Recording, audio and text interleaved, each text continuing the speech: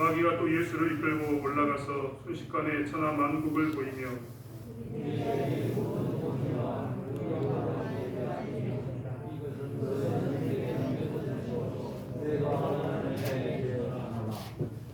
그러므로 내가 만일 내게 절하면 다 내 것이 되리라. 예수께서 대답하여 이르시되 그뿐과 너희 하나님께 경배하고 아마 그를 섬기라 하였느니라. 또 이끌고 예루살렘으로 가서 성전 꼭대기에 세우고 이르되 내가 만일 하나님의 아들이거든 여기서 뛰어내리라. 이렇게 하되 하나님이 너를 위하여 그 사자를 명하사 너를 지키게 하시리라 하였고 또한 그들이 손으로 너를 받들어 내 발이 돌에 부딪히지 않게 하시리라 하였느니라. 예수께서 대답하여 이르시되 주 너의 하나님을 시험하지 말라 하였느니라. 함께 읽겠습니다. 마귀가 모든 시험을 다 한 후에 얼마 동안 떠나니라. 아멘. 명절 준비 잘 하셨습니까? 준비하고 계시나요? 금요일부터 명절이라고 사람들은 이야기하는데 명절 연휴라고 방송도 이야기하는데 코로나 때문에 그렇기도 하지만 도통 실감이 나지 않습니다. 그저 주일일 뿐입니다. 느낌이 그렇습니다. 혹시 자녀들 연락 오시던가요? 온다는 말, 혹시 못 온다는 말 드셨는지 모르겠습니다. 아무튼 자녀들이 오든지 못 오든지 우리는 분주하게 이 설날을 준비하고 있을 겁니다. 분명히 떡도 했을 거고 떡국도 분명히 썰어놨을 겁니다. 과일도 샀을 겁니다. 손주들 오면 어떻게 할까 용돈도 잘 준비했을 줄 믿습니다. 사실 우리는 무엇을 할 때마다 이렇게 준비를 합니다. 준비하지 않으면 정말 일이 꼬일 대로 꼬여서 아무것도 할 수 없기 때문입니다. 중요한 일이라고 생각하면 중요한 일일수록 우리는 더 많이 준비합니다. 대학교가 중요하기 때문에 대학교를 위해서 어린 시절부터 공부를 시킵니다. 학원을 언제부터 보내느냐? 예전에야 고등학교 때, 중학교 때 잠깐 학원을 보냈지만 요즘은 유치원부터 보냅니다. 유치원에 뒤처지면 이제 고등학교, 중학교를 가서도 따라갈 수 없다라고 이야기하면서 정말 유치원부터 악착같이 시키는 사람을 보았습니다. 정말로 유치원부터 잘 시키시는 분들 중에 좋은 대학을 가는 사람도 있습니다. 그런 것처럼 중요하다고 생각하면 생각할수록 준비 기간은 더 길어집니다. 우리나라도 로켓을 이제 쏘아서 올려보내는데요. 로켓을 쏘아 올려보내기까지 수많은 과학자들이 점검하고 또 점검합니다.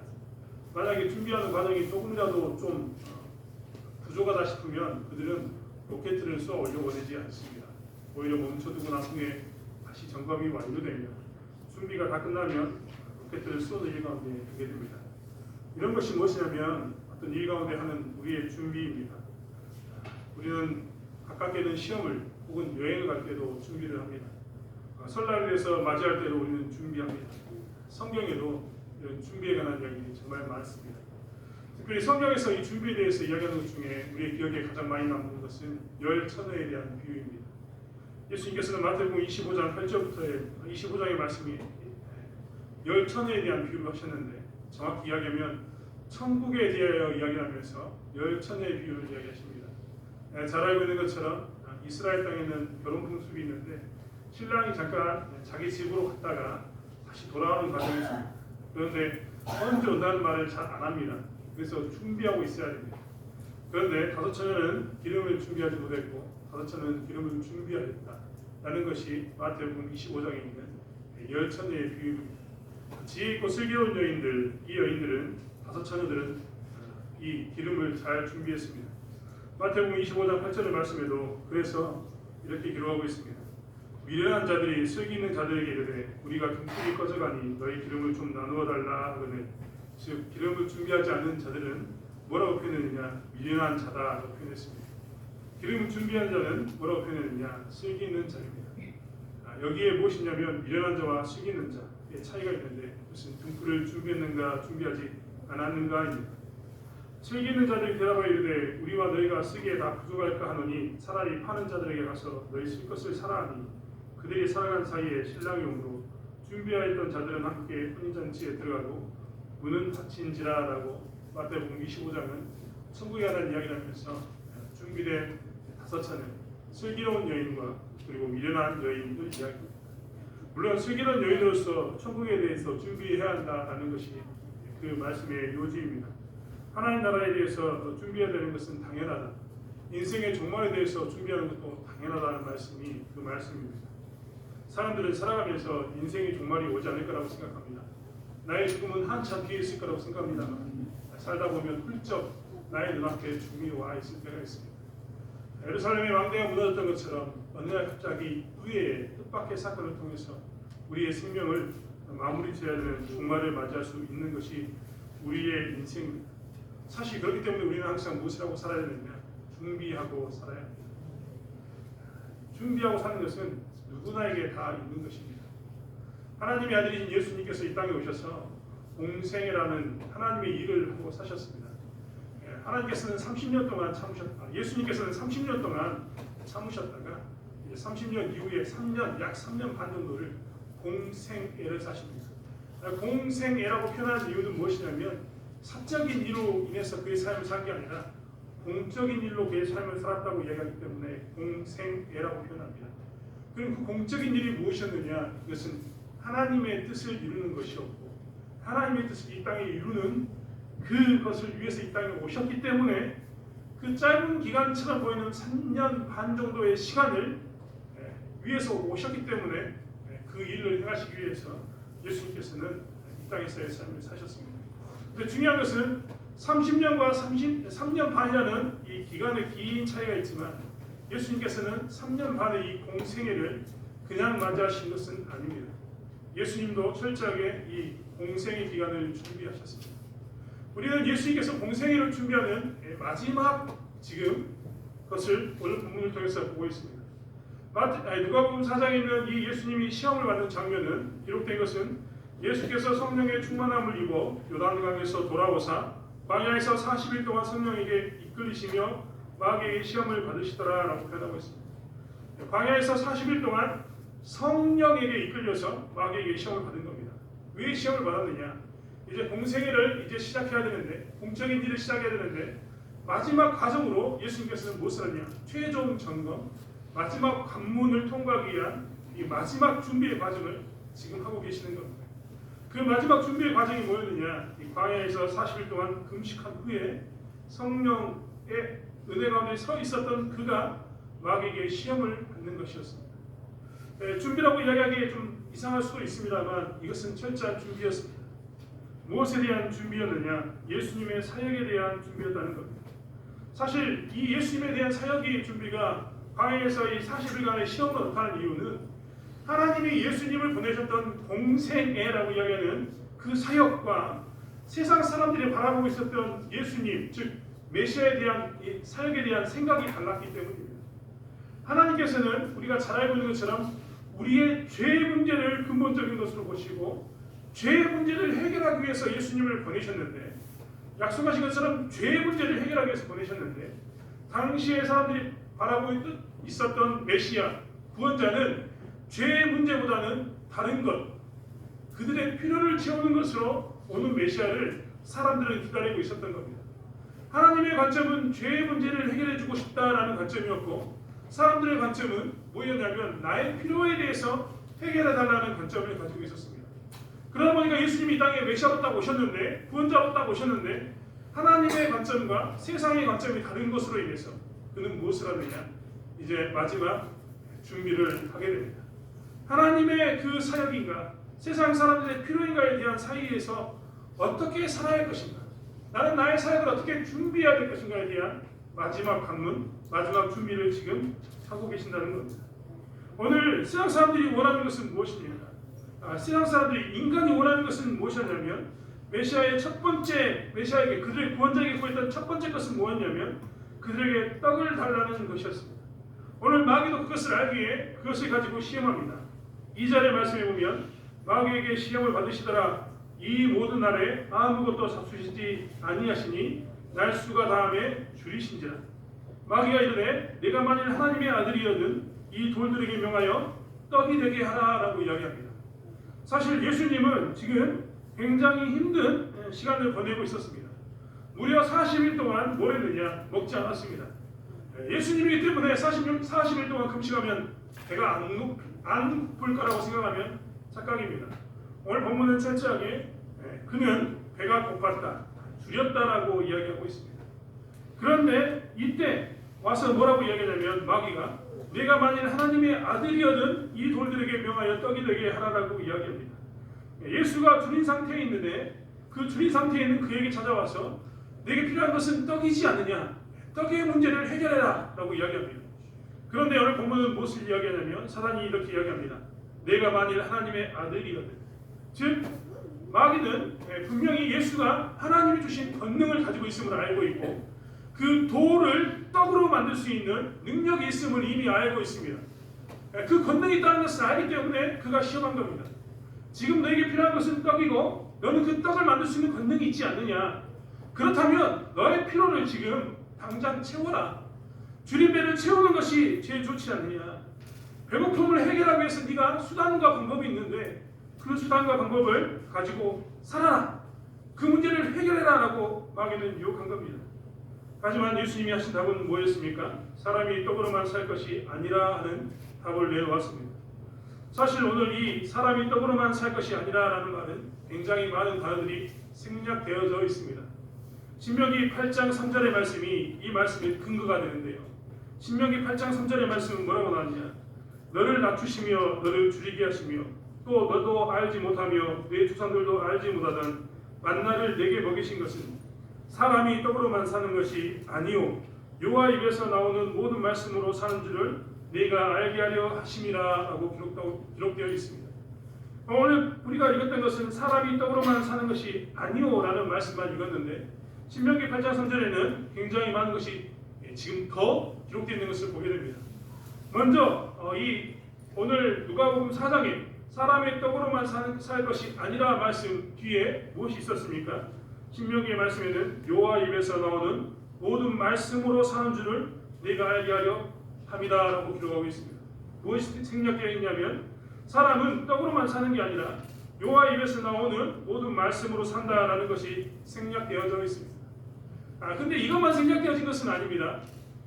사람이 떡으로만 사는 것이 아니오라는 부분 앞에 보면 뭐가 나냐면 너를 낮추시며 너를 줄게도 하시며 라고 기록되어 있습니다. 즉 이스라엘 사람들은 낮아진 상태였고 배고픈 상태였습니다. 그런 이스라엘 사람들에게 사람이 떡으로만 사는 게 아니라 여호와 입에서 나오는 모든 말씀으로 산다라고 이야기하고 있는 겁니다. 배고파 본 적 있으십니까? 제가 이 6.25를 지나신 이 세대에 배고픈 적이 있냐고 물어보면 없는 사람이 없을 겁니다. 부유한 사람 몇 사람을 빼고 대부분 다 배고픈 시절을 보냈을 겁니다. 가난한 시절을 보냈고 어려움을 경험했을 겁니다. 내가 열심히 노력해도 내 자식들의 배를 줄이는 것에 대해서 철저한 무능함에 시달려 본 적이 있을 겁니다. 혹시 젊은 시절부터 예수를 믿었는데 하나님을 믿었는데 신앙이라고 이야기하는 이 믿음의 길을 가고 있었는데 그런 사람에게 배고픔이 나타났다.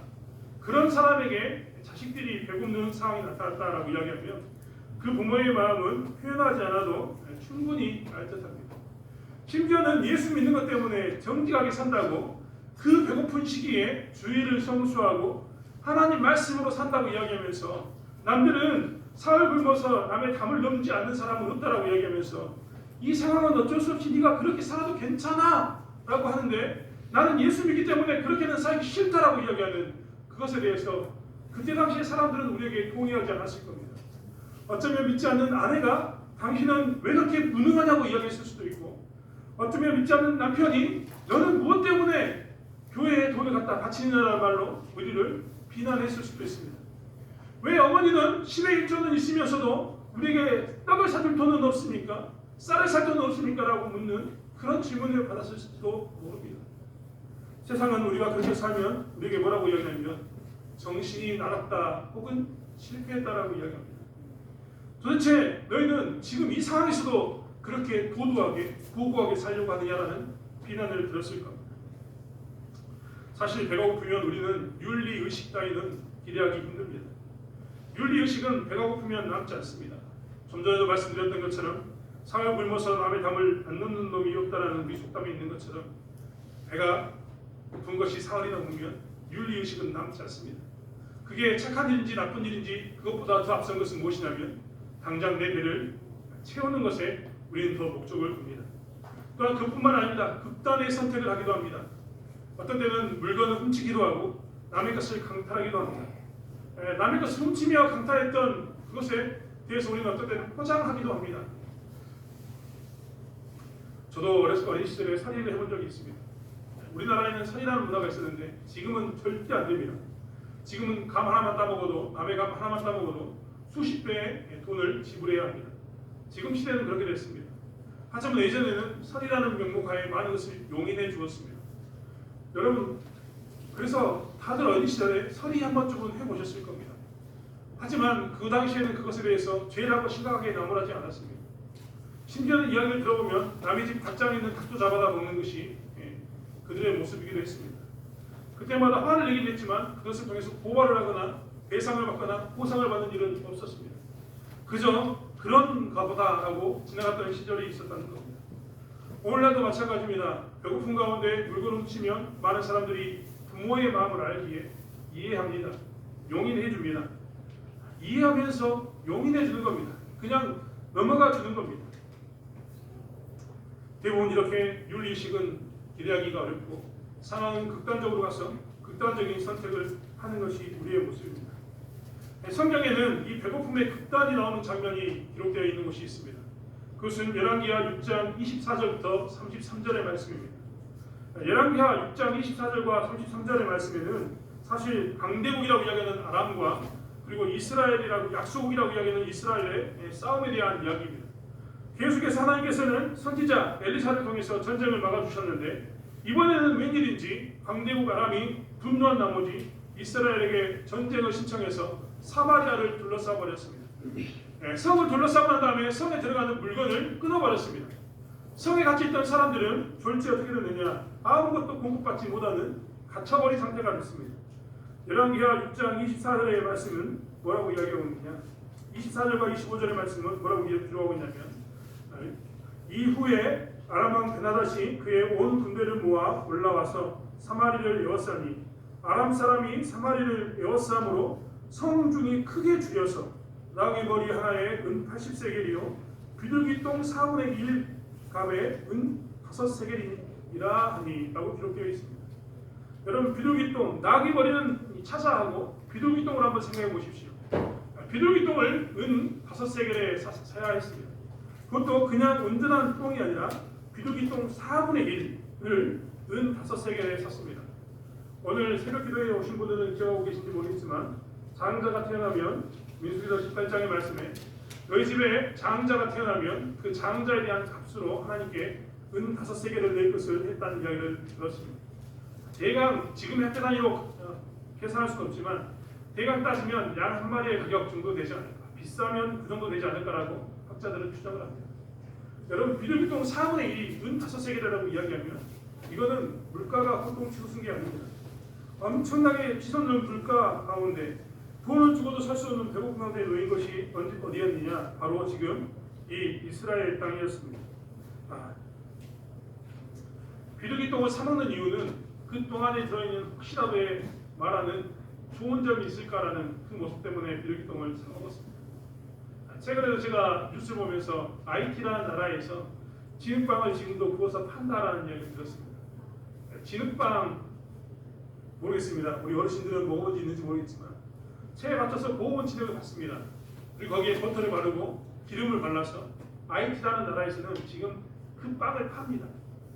너무나 물가가 올라서 쌀을 살 돈이 없기 때문에 아이들에게 그 빵을 사서 먹입니다.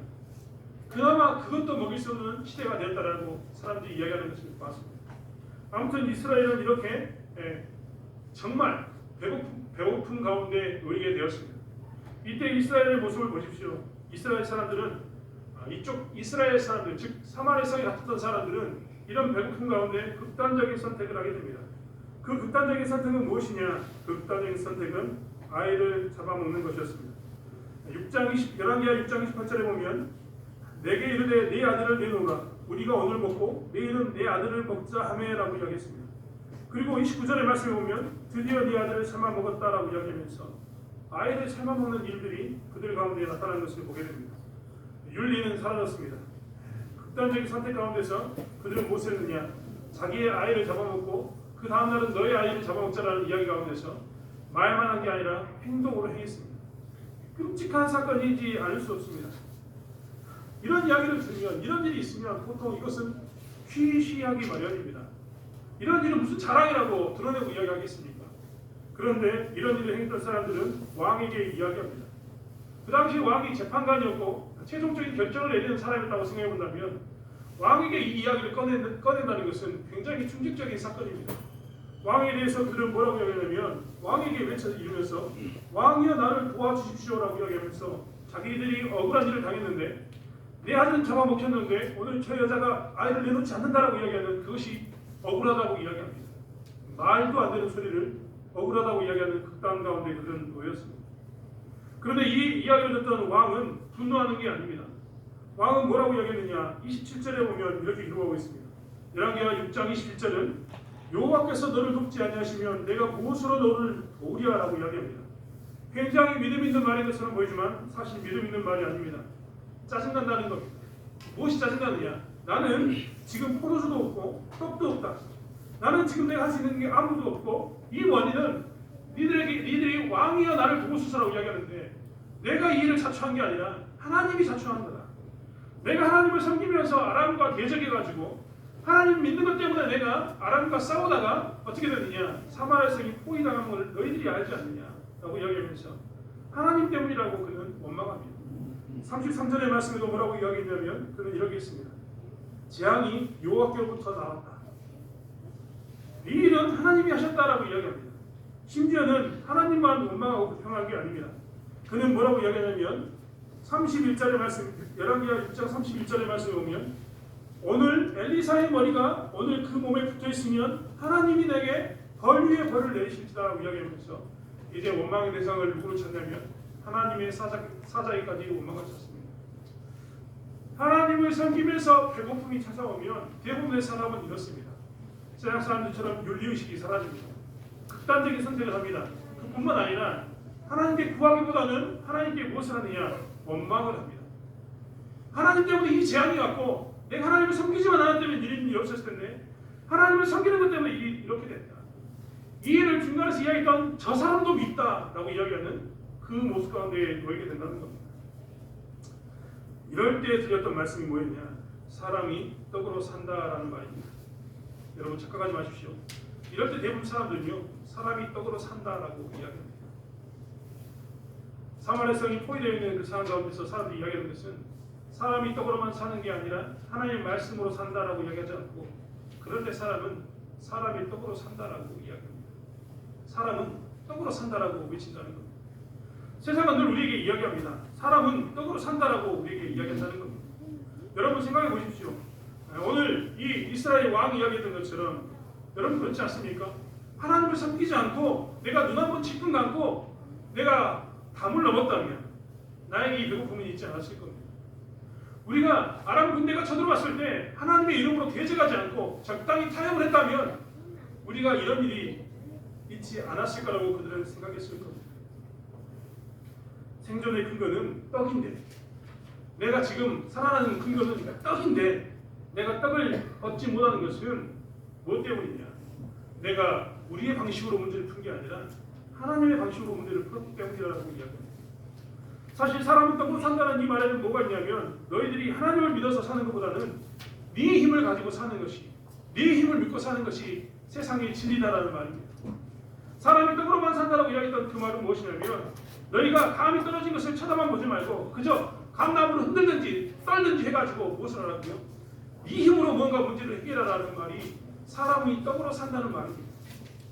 생존에 필요한 것을 위해서라면 너의 능력을 다해서 살아라라는 말이 뭐냐면 사람이 떡으로 산다는 말입니다.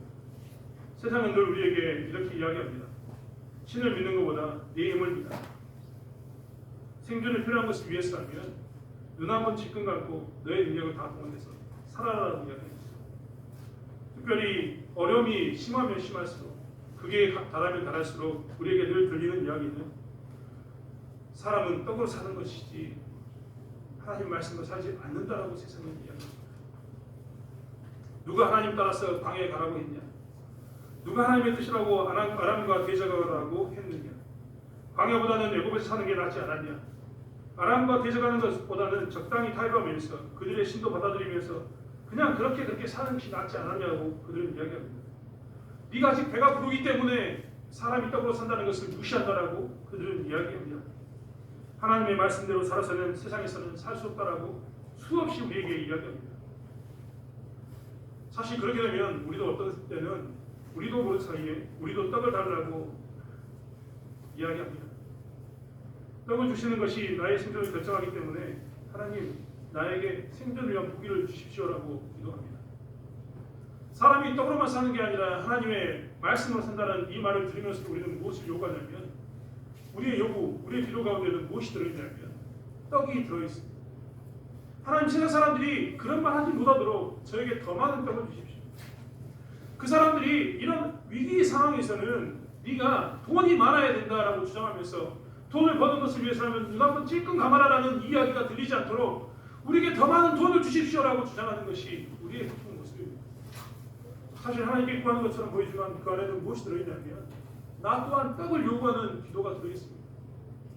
남들이 부유함을 가지고 와서 그 이야기할 때마다 우리는 하나님 그들에게 우리가 소리칠 수 있도록 큰 소리칠 수 있도록 우리에게 더 큰 부를 떡을 주십시오라고 이야기합니다.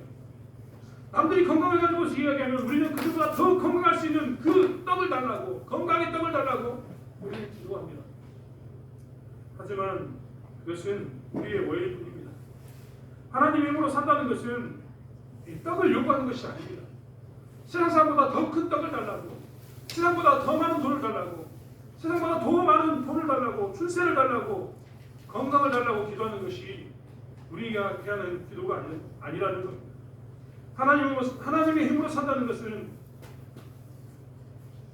하나님께 있으면 세상에서 얻을 수 있는 떡보다 더 많은 떡을 얻는다는 말이 결코 아닙니다. 하나님의 힘으로 산다는 것은 하나님께 있으면 세상에서 얻을 수 있는 돈보다 더 많은 돈을 얻는다는 것이 절대 아니라는 겁니다. 하나님도 그렇습니다. 여러분 하나님께서 이스라엘 사람들에게 만나를 주셨는데 그 안에는 내가 만나를 줄 테니까 너희들이 나를 졸졸졸 떠나갔으면 좋겠다라고 이야기하는 말이 절대 들어있지 않습니다. 내가 만나를 너희들에게 제공할 테니까 너희는 나만 따라와 이 이야기가 절대 아닙니다. 그 만나라는 떡을 통해서 내가 너희를 길들이겠다라는 의미가 절대 아니라는 겁니다. 사람이 떡으로만 사는 것이 아니라 여호와 입에서 나오는 그 말씀으로 산다는 말은 무엇입니까? 여호와의 힘으로 산다는 것은 무엇인지 곰곰이 한번 생각해 보십시오. 광야에 살고 있던 이스라엘 백성들에게 여호와의 힘으로 산다는 것은 무엇이었을까요? 그들에게 있어서는 구원의 은혜가 애굽에서 나와서 그들의 신분의 변화가 바뀐 것이 무엇이었냐면 그들에게 여호와의 힘으로 사는 것이었습니다. 강대국 애굽을 물리치시고 하나님께서는 극적으로 그들을 구원해내셨는데 그 은혜를 생각하는 것이 뭐냐면 여호와의 힘으로 사는 것입니다. 내가 하나님께 있으면 더 많은 만나를 내게 주시겠지. 하루분이 아니라 이틀분, 3일분, 4일분을 주시겠지. 라는 것이 아니라 여호와의 힘으로 산다는 것은 여호와의 말씀대로 산다는 것은 무엇이냐면 구원의 은혜를 묵상하는 것에 있습니다. 여호와의 힘으로 산다는 것은 또 하나가 있는데 그것은 무엇이냐면 소망을 바라보고 사는 것입니다. 젖과 꿀이 흐르는 가나안 땅을 바라보고 사는 것이 무엇이냐면 여호와의 힘으로 사는 것입니다. 사실 이스라엘 백성들에게 하나님께서 하시는 말씀은 무엇이냐면 사람이 떡으로만 사는 게 아니라 하나님의 말씀으로 산다. 이 말은 무엇이냐면 너희들에게 하나님의 힘으로 사는 것은 구원의 은혜를 더욱더 깊이 느끼는 것이고 너희들에게 하나님의 은혜로 산다는 것은 천국에 대한 소망을 더욱더 깊이 한다는 것에 있습니다. 여러분 광야에 살면서 이스라엘 백성들에게 있었던 것은 무엇일까요? 광야에 살면서 그들에게 있었던 것은 무엇일까 우리는 생각해 보면 그들에게 무엇이 있었을지 우리는 알 수 있습니다. 하나님께서 굳이 광야에서 이스라엘 백성들을 낮추시고 줄이게 하시면서 그들에게 소망을 주셨는데 그것은 무엇이냐면 만나가 아닙니다. 그들에게 소망은 가나안 땅입니다. 그들에게 있어서 소망은 힘은 무엇이냐면 내가 어떻게 구원받았는가를 기억하는 겁니다. 그러면서도 광야를 살면서도 무엇을 하는 것? 하나님의 은혜를 붙들고 하나님 뜻대로 사는 것이 무엇이었냐면 여호와의 힘으로 사는 것이었습니다.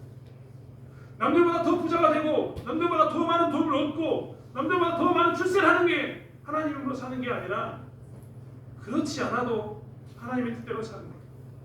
힘든 가운데 놓여 있음에도 불구하고 매일매일 하루분의 만나가 그들에게 오고 있음에도 불구하고 하나님의 구원의 은혜를 기억하고 적과 꿀이는 땅에 소망하면서 살아가는 그것이 뭐였냐면 여호와 힘으로 사는 것이었습니다. 사실 이 땅에 우리는 살아가면서 한 가지 기억해야 될 것이 있습니다. 우리에게는 어려움이 찾아오지 않고 있습니까? 우리에게도 늘 어려움이 찾아옵니다. 늘 힘든 시간을 갖습니다. 여러분, 우리 자녀들을 위해서 기도할 때마다 무엇을 위해서 기도하십니까? 저도 아이들을 위해서 기도할 때마다 키가 자라면서 지혜가 자라기를 원합니다. 좋은 친구 만나기를 원합니다. 좋은 선생님 만나기를 원합니다. 그들이 건강하기를 원합니다. 그들이 이왕이면 좋은 학교 가기를 원합니다. 그들이 출세하기를 원합니다라고 이야기합니다. 하지만 우리의 진짜 자녀들을 위한 기도는 무엇이냐면 하나님, 그들이 세상에서 어떻게 살아가더라도 그리스도인답게 살기를 원합니다라는 것이 우리의 진정한 기도가 아닐까요? 그런 것처럼 하나님께서 우리에게 무엇을 말하냐면 우리가 부하게 사는 것, 그리고 부를 위해서 쫓아가는 것을 향해 사는 게 아니라, 떡을 향해서 사는 삶이 아니라 하나님의 은혜와 하나님의 주신 소망을 붙들고 사는 삶을 살기를 원하는 것이 하나님의 말씀입니다. 하나님의 바람이라는 겁니다. 예수님도 오늘 최종적인 시험 가운데 마지막 관문, 사역을 위해서 마지막 관문이 뭐였냐면 사람들은 그들에게 떡을 달라고 이야기합니다. 더 많은 부와 더 많은 건강과 더 많은 출세와 더 많은 자녀를 달라고 이야기하는데 예수님은 그들에게 무엇을 줘야 되냐면 하나님의 구원과 하나님의 나라에 대한 소망을 주어야 합니다. 그렇기 때문에 오늘 그 싸움을 하게 된 겁니다. 사람은 떡으로 사는 게 아니라 하나님의 입에서 나오는 모든 말씀으로 산다. 하나님의 힘으로 산다라고 선포하신 겁니다. 사랑하는 성도 여러분, 우리 또한 이 어려운 가운데, 놓여 있는 상황 가운데서 다시 한번 믿음의 고백을 하기 원합니다. 아마 이번 자녀들이 못 내려오는 이유 중에 하나는 부모님에게 부끄러워서일지도 모릅니다. 그들과 통하다 보면 그들 또한 힘들다라는 말을 할지도 모릅니다. 아프다라는 말을 할 수도 있고 지금 내가 상황이 여의치 않다라는 이야기를 할 수도 있습니다. 가장 힘들다는 말을 할 수도 있습니다. 그들에게 우리는 할 수만 있다면 많은 것을 구해주길 소망할 겁니다.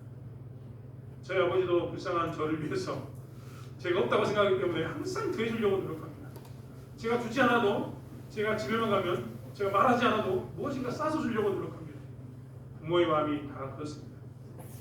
하지만 우리가 우리 자녀들에게 주어야 할 것은 무엇이냐면 구원의 은혜와 하늘나라에 대한 소망입니다. 힘들다고 얘기하는 그들에게 예수 이름으로 축복하는데 하나님께서 채워주시기를 원한다는 기도만 해서는 되는 게 아니라, 아들아, 사람은 떡으로 사는 것이 아니라 하나님의 입에서 나오는 모든 말씀으로 산다라고 고백합니다. 네가 어려운 시기일수록 십자가의 은혜를 통하고 하늘에 대한 소망을 키워가기 원한다라고 고백하는 것이 우리의 모습입니다.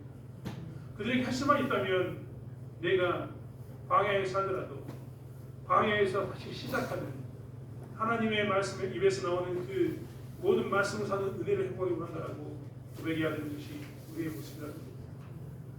물론 자녀들뿐만 아니라 우리 또한 그렇습니다. 우리 가운데도 어려움이 찾아옵니다. 힘듦이 찾아옵니다. 일생 같지 못하다는 생각을 하는 것이 한두 번이 아닐 겁니다. 하지만 그럴 때마다 우리가 늘 고백하고 살아야 합니다. 우리는 떡으로 사는 것이 아니라 하나님 위에서 나오는 모든 말씀, 즉 하나님의 힘으로 산다는 것을 고백하고 살아야 합니다. 우리가 자랑해야 할 것은 하나님의 힘으로 사는 것을 자랑해야 되지 우리가 다른 떡을 자랑해서는 안 된다는 겁니다. 사랑하는 성도 여러분, 다시 한번 저희가 시작하기로 합니다. 예수님은 하나님이 원하시는 메시아와 세상이 필요로 하는 메시아 사이에서 마지막 관문 가운데서 하나님이 원하시는 메시아의 자리에 섰습니다. 죄의 문제를 해결하고 구원의 은혜를 주시고 그 죄의 문제를 해결함으로 해서 천국의 소망을 주심으로 그의 사명을 감당했습니다.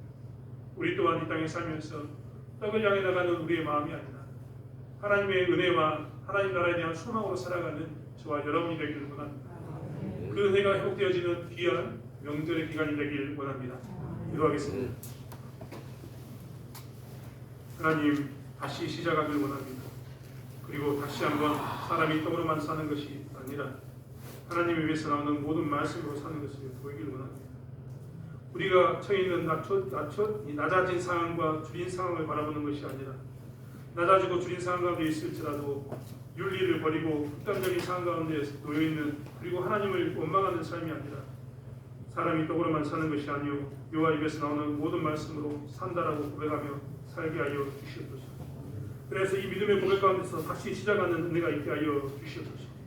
다시 한번 아버지 믿음의 삶을 살 수 있도록 우리에게 힘주시기를 원합니다. 우리의 삶 가운데도 우리 자녀들의 삶 가운데도 다시 한번 사람이 떡으로만 사는 것이 아니라 유아 입에서 나오는 모든 말씀으로 사는 것을 알게 하여 주시옵소서. 함께 하실 믿사하며 감사드리며 예수님의 이름으로 기도드렸습니다. 아멘.